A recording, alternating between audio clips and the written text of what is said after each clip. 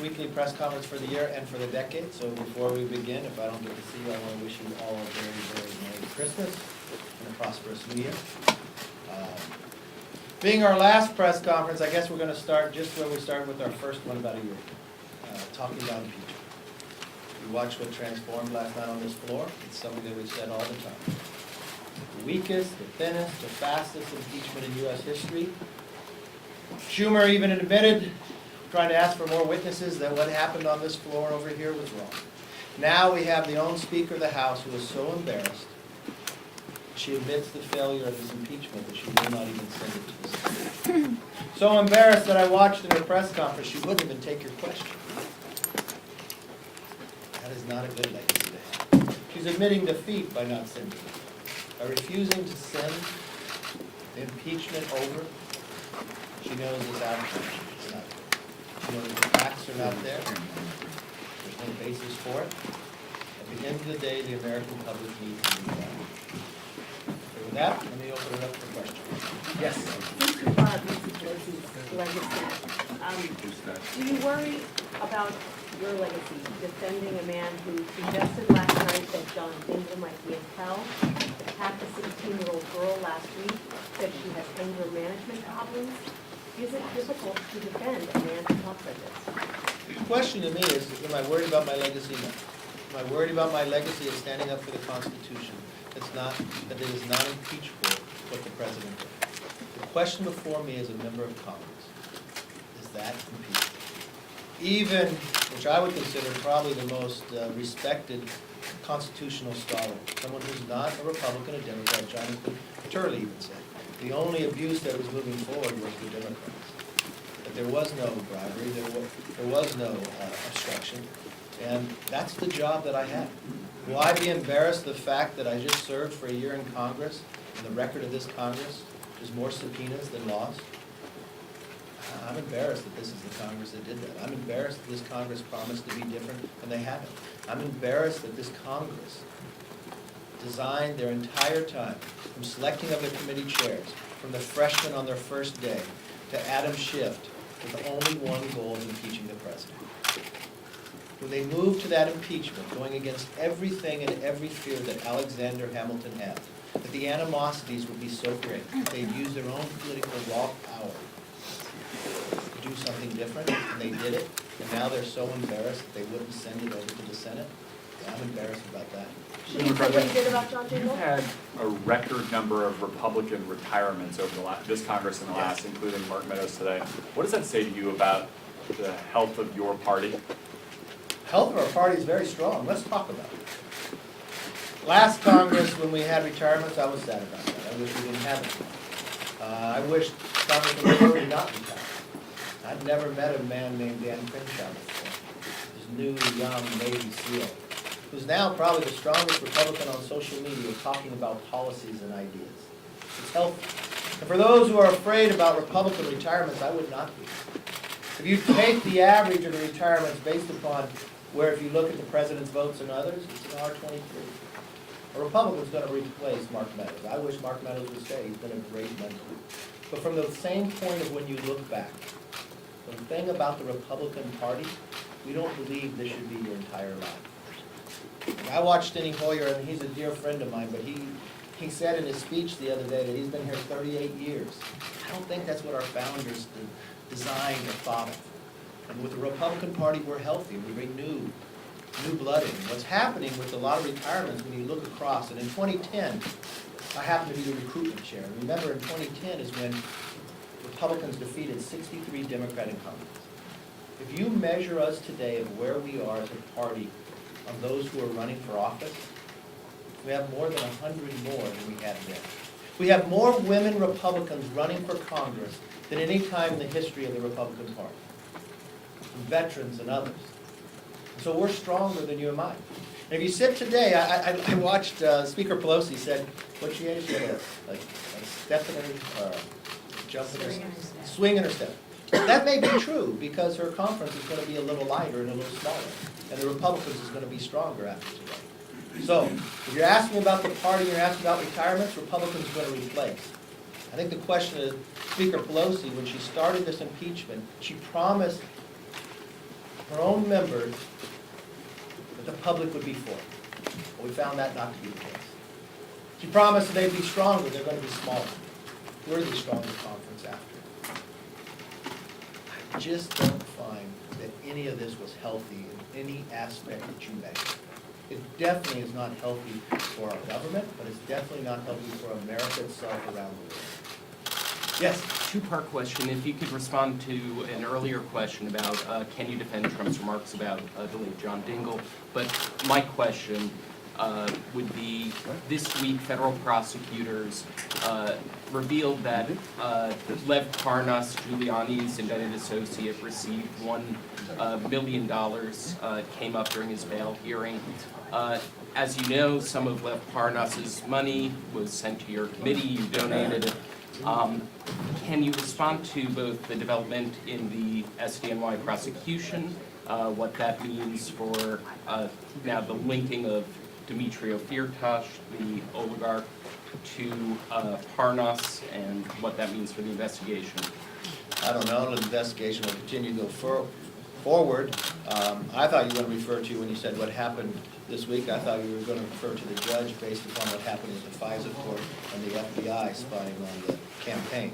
That was a great concern to me as well. Question to John Dingell. I knew John Dingell, I knew Debbie Dingell. I served with them both. I think they were very good individuals. I think they served, John served his country very well, very proud. When John passed away, you watched on the floor and you heard my speech on the floor, and contribute to him, and I find him a very strong individual, very bright individual. I think he made a great contribution to America. We may differ philosophically and sometimes in principles, but no, I consider him a friend. Yes. Now that the House has voted on articles of impeachment, what will House Republicans' role, in the Senate be? Are you planning on having some of your members prep the Senate as they prepare for an eventual trial, or what will that look like? We will do anything senators do if they want information. They know we have a lot of members that spend a lot of time on this. But that's up to the Senate and also up to the President and who he wants to represent. But anything that we can be helpful with, we will. Yes, ma'am. Would you consider last night's House Republicans' defeat kind of a failure to the party? A defeat. Well, let me first gauge that. I would feel it was a defeat to the Constitution. That the rise of impeachment would become so low that you didn't read the Constitution to take it. I consider it a defeat in the idea that we didn't hold the same standard that the Speaker asked us to hold in March of this year, at least at that time. That impeachment was so divisive that it'd have to be overwhelming, compelling, and bipartisan. When I watched last night, the only bipartisan vote was against impeachment. A Democrat who's actually running for president voted president. The question you probably wanted to ask was to the Speaker. Unfortunately, she would not take any questions when it came to impeachment. I would think if Nancy Pelosi thought impeachment was so important, that she had to put this before the American public, that she wrote a timeline, that she selected committee chairmen based upon in the future, that she spent 2.5 years working on this, the press conference the day after impeachment that she has weekly, I thought she would have welcomed questions about impeachment. Unfortunately, she told you they were Republican talking points and she would not take your questions. I never thought a speaker would act that way. I guess the only thing I could take from that, she's embarrassed of it. She understands how weak it is. And she understands her own criteria was not met, constitutionally was not met. She probably failed on all parts. I hope I answered your question. Yes, sir. The USMCA set to pass today. The Speaker argued that Democrats deserve some credit for strengthening the product over time, for improving the enforcement mechanisms. Do you think that the final product that's going to pass is stronger than what was what initially came out? And how would you summarize the way that the negotiations have taken place over the last several months? Well, you started by saying the Speaker believes the Democrats need some credit for bringing USMCA USMCA up. The only reason USMCA was brought up is because they impeached the president. So if she thinks the credit belongs for impeaching the president is why she brought USMCA up, I'll let her have that credit. But the credit for the bill itself, no. What did she talk about? Less than 1% of the overall bill. I don't think it's better. It actually put doubt into some people whether they would vote for it. USMCA talks about the United States, Mexico, and Canada. Mexico is our #1 trader. Canada is #2.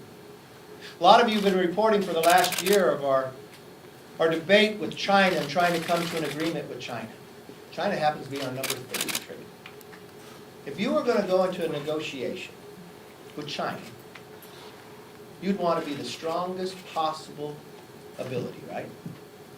So would you think passing USMCA a year ago, when the president came to that agreement, would make us a little stronger with our negotiations with China? Yeah, everybody in the world does. But Nancy Pelosi had the power as Speaker not to bring it up. Why? Because it didn't meet the timeline. She wrote a timeline of when she wanted to impeach the president in the last week that we are here. But she didn't want that to be the last vote. She had to have one other vote. So she held USMCA up, which only made our negotiations with China put us in a weaker position. So we got our first phase of agreement with China. We probably could have gotten it all if we were stronger with our first and second traders. So I don't know what credit she wants to take, because she only harmed us by holding it. She wants to try to spin it in some manner. If you're only negotiating 1% of the bill, I don't know how much credit you can take. America will be stronger because of USMCA. Presidents before have promised they would renegotiate this after 25 years. But only one president was able to accomplish it, President Trump. If you want to take, okay, let's look at the floor and let's see who should get the credit. Well, I took and I looked at every time the USMCA was brought up on the floor in the last year. You want to know what the percentages are? 91% of the time that USMCA was brought up to bring up to a bill and talked about was from the Republican side of the aisle. 9% from the Democrats. So I think history will tell who gets the credit. I'm just very proud of our members for never giving up, for continuing to put pressure. But the greatest pressure that finally changed the Speaker's mind was the impeachment, because she did not want to go home with that being the final vote. She's so embarrassed by it, she won't even send the papers over. She's so embarrassed by that, she won't even take your questions. Why will she release the papers? I never thought I'd see a speaker take that position, but I guess that's where we live today. I never thought we'd see a House doing the things that Alexander Hamilton feared the most. Yes? Have you spoken any more to Congressman Jeff Van Drew about him moving over to the Republican Party? And how do you feel about, welcoming a new member whose record doesn't exactly line up with Republicans? Republicans are a very big tent. We're excited to have Jeff Van Drew. We welcome anybody who believes this new Democrat Socialist Party has left them behind. If you want to say what's welcoming, why is he leaving the Democratic Party? There's many times in the past that members from either side of the aisle have left their party to go to the other. But I can't remember a time that somebody left from a majority party to join the minority party. So that question that you raised to me, and the premise of it, really should be asked to the Democrats. How can you be excited if you started this whole process thinking the outcome would be better, and your own conference got smaller because of it? It showed the differences. It shows you're not welcoming. It also shows you cannot have a difference of opinion. When you watched the body language on the floor last night, you watched those 31 Democrats who sat in seats that the President carried. Their shoulders were down, their head was down. They're not proud of what they were in. It was almost like the pressure was too great for them. They felt the pressure inside the chambers from their own conference greater than the pressure of the constituents back home of who they said they would listen to. They've watched it inside their town halls and others. Many of them promised before they even got here that they would not vote for Nancy Pelosi for Speaker. They broke that promise right away. Because that promise of those 2.5 years to impeach the president was too great. Many of them would say that they did not want to impeach the president. That's not why they came here. The chairman of the committee of impeachment, Judiciary, was selected based upon that fact. The congressman they selected to represent the 2 articles of impeachment inside the Rules Committee 2 days before the president was inaugurated, said he was going to impeach the president. The freshmen who now pretty much control the floor for the Democratic side, who gave him the majority, on the day of being sworn in, a few hours later, said they wanted to impeach the mother. So, I guess that much of pressure outweighed to these 31s their own constituents.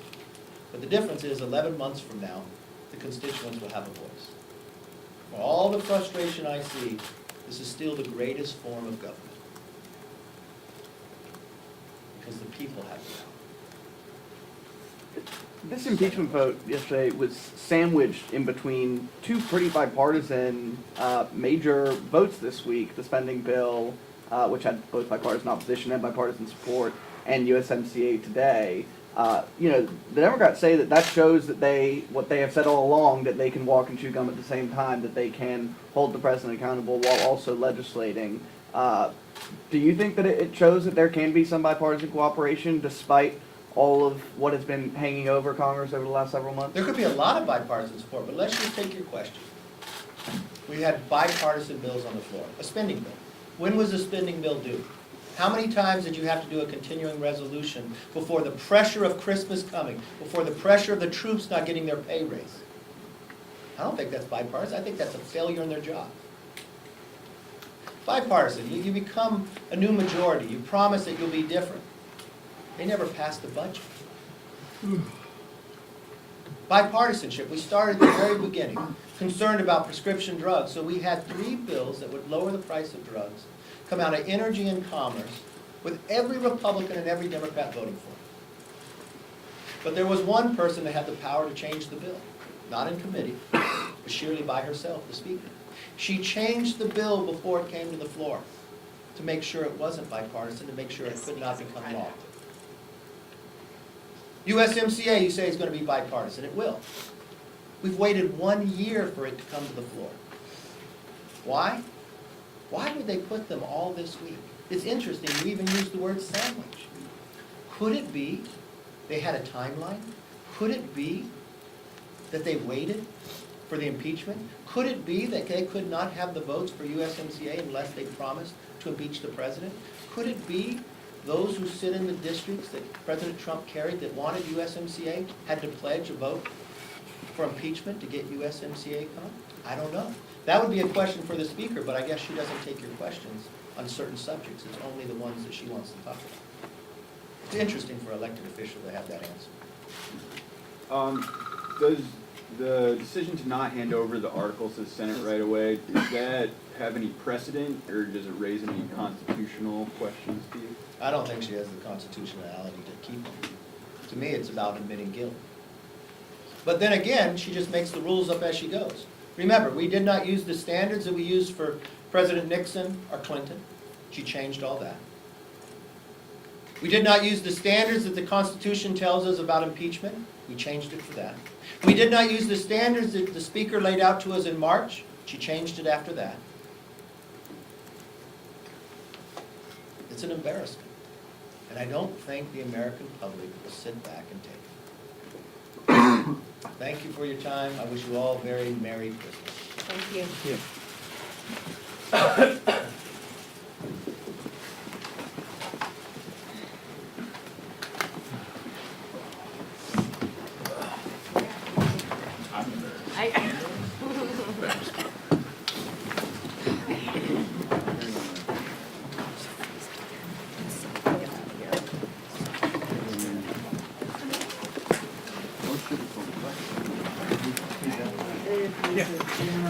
Please call just want to make sure. I